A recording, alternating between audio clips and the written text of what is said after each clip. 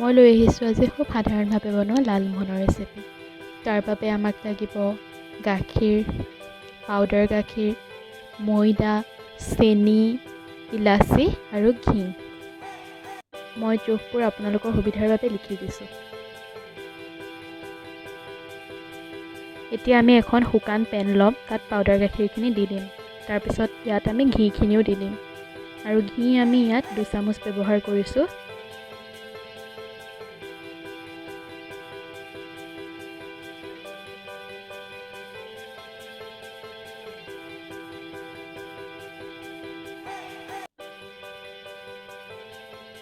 এতিয়া ঘিখিনি পাউডাৰ গাখীৰখিনিৰ লগত ভালদৰে সানি ল'ব। তাৰপিছত লাহে লাহে কৰি গাখীৰখিনি দি যাব।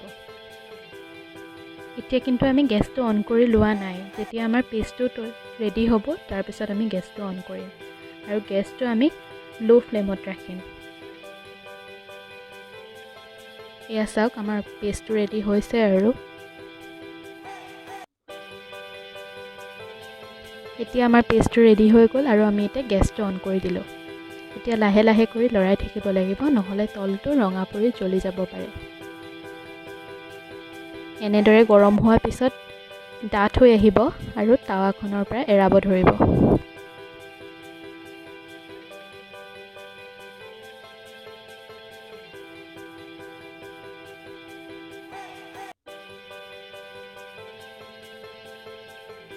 এয়া চাওক, লাহে লাহে ডাঠ হৈ আহিছে আৰু এৰাব ধৰিছে গাখীৰখিনি।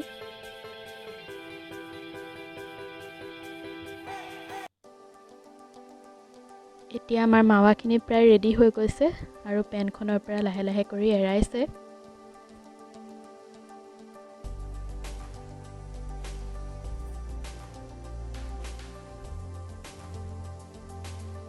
এয়া আমাৰ মাৱা প্ৰায় ৰেডি হৈ গৈছে।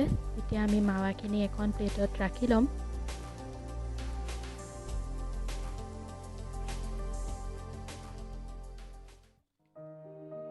এতিয়া আমি ময়দাখিনি দি দিম আৰু খুব সাৱধানেৰে মঠিবলৈ আৰম্ভ কৰিম। যিহেতু গৰম হৈ আছে, মঠিবৰ কাৰণে অলপ দিগদাৰ হয়, তথাপিও মঠিব লাগিব, নহ'লে লালমোহনটো ছফ্ট নহ'ব। এতিয়া লাহে লাহে কৰি মঠিব লাগিব।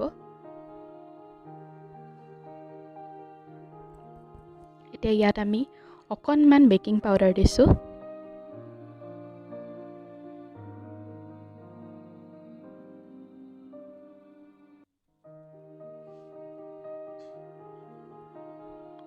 এতিয়া মঠি থাকিব লাগিব। এয়া চাওক, মই মঠাৰ পিছত এইখিনি প্লেটত লাগিব ধৰিছে, সেয়েহে মই আধা চামুচ ঘি লৈছোঁ আৰু আকৌ পুনৰ মঠিবলৈ ধৰিছোঁ।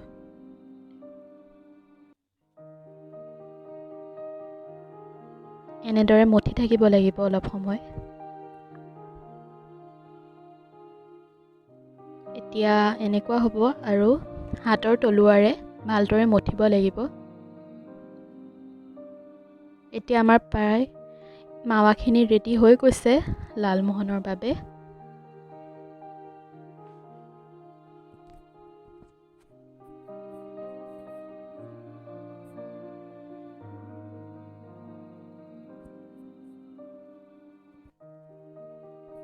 এতিয়া আমি এনেকৈ দীঘল কৰি ল'ম লাডুটো বনাবৰ কাৰণে।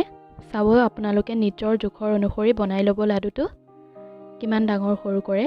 বেছি ডাঙৰ নকৰিব, যিহেতু ইয়াত বেকিং পাউডাৰ দিয়া আছে, ফুলি যাব আৰু বেছি ডাঙৰ হ'লে মাছটো নিসিজিবও পাৰে, টান টান হৈ থাকিব পাৰে। এতিয়া দুখন হাতে লৈ লাহেকৈ ৰাউণ্ড কৰিব, বেছি জোৰ নিদিব, নহ'লে ফাটি যাব পাৰে। আৰু ইয়াত কোনো মাজত ফাট থাকিব নিদিব, নহ'লে ফ্ৰাই কৰিলে ফাটি যাব। এতিয়া এনেদৰে লাহে লাহে কৰি গোটেইখিনি লাডু বনাই ল'ব। এয়া মোৰ লাডু বনোৱা হৈ গৈছে। এতিয়া আমি এইখিনি ফ্ৰাই কৰিব লাগিব। তাৰ মাজতে আমি চেনি পানীখিনি বনাই ল'ম। চেনি পানীৰ বাবে আমাক 2 কাপ পানী লাগিব। তাৰপিছত মই ইলাচি কেইটা ভাঙি দি দিম।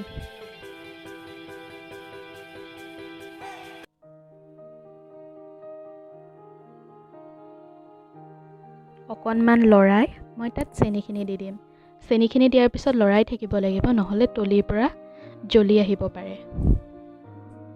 আৰু যেতিয়া চেনিখিনি গলি যাব তেতিয়া লাহে লাহে গেছটো কমাই দিব আৰু এইখিনি উতলিবৰ কাৰণে ৰাখি দিব। আৰু এতিয়া আনফালে আমি এখন কেৰাহী লৈছোঁ, তাত ৰিফাইন তেল দিছোঁ লালমোহনকেইটা ফ্ৰাই কৰিবৰ কাৰণে। তেলখিনি গৰম হোৱাৰ পিছত গেছটো কমাই ল'ব।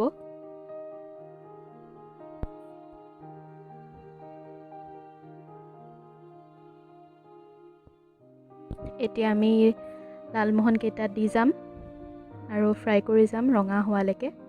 লাহে লাহে লৰাই থাকিব, নহ'লে এটা ছাইড পুৰিব এটা ছাইড নুপুৰিব। আৰু গেছটো কমাই ল'ব, নহ'লে ক'লা হৈ যাব পাৰে। ইফালে আমাৰ চেনি পানীও ৰেডি হৈ গৈছে।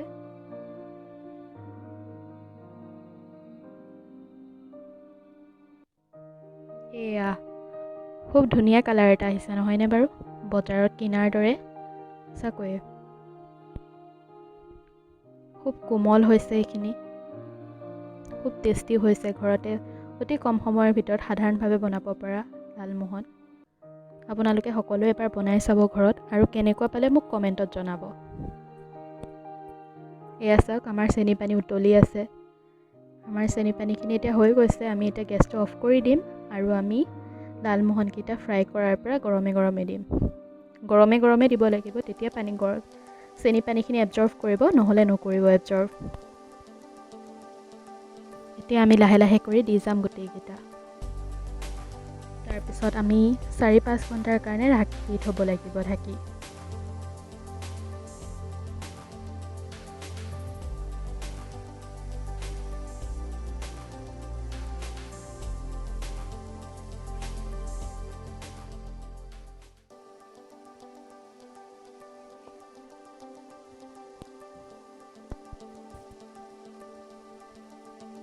এয়া চাওক, আমাৰ লালমোহন ৰেডি। কেনেকুৱা পালে জনাবচোন মোৰ ৰেচিপিটো। আৰু যদি ভাল লাগিলে লাইক কৰিব, কমেণ্ট কৰিব, ছাবস্ক্ৰাইব কৰিব। এয়া চাওক আমাৰ লালমোহন। Thank U.